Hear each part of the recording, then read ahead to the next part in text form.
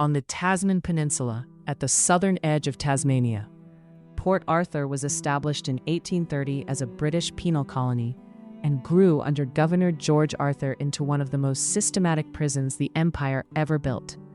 Isolated by cold seas and the guarded isthmus of Eaglehawk Neck, the settlement confined thousands of convicts across nearly 5 decades of operation.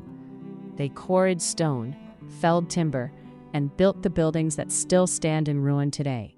The penitentiary, the guard tower, the roofless church, the separate prison where inmates wore hoods and were known by number rather than name.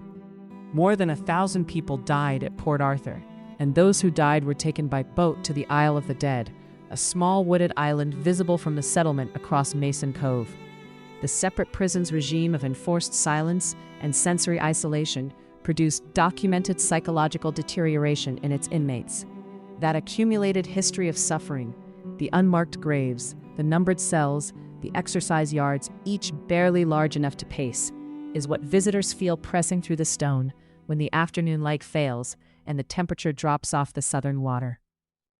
Documented hauntings at Port Arthur date to the 1870s, making it Australia's most thoroughly recorded site of reported supernatural activity.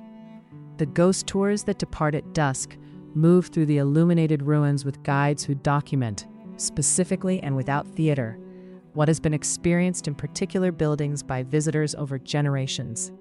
For the adventure traveler willing to make the journey to the far edge of Tasmania, Port Arthur After Dark delivers something genuinely rare: history that has not finished happening.